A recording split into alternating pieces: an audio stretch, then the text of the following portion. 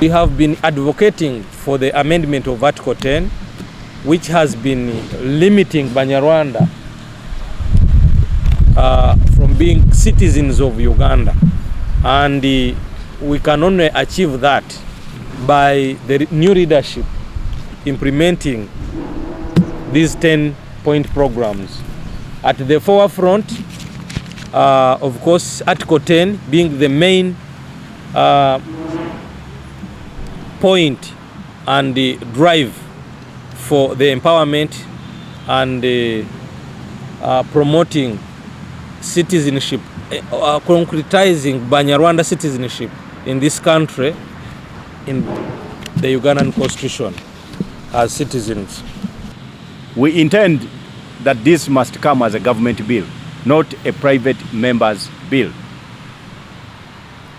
Like the president, the chairman has adumbrated to you, amongst all organizations we are going to work with shall include the political parties.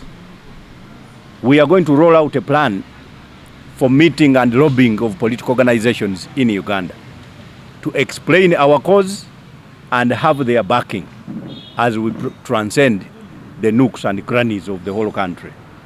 We are going to move to every part of Uganda to popularize these 10-point programs, to mobilize Banyarwanda, to encourage our people, instilling confidence within them.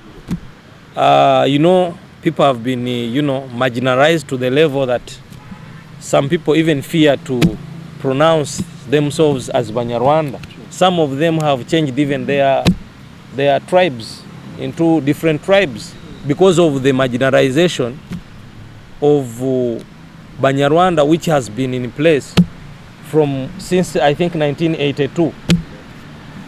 We have renewed our creed for the liberation of the people, for the liberation of Banyarwanda from the fangs of statelessness.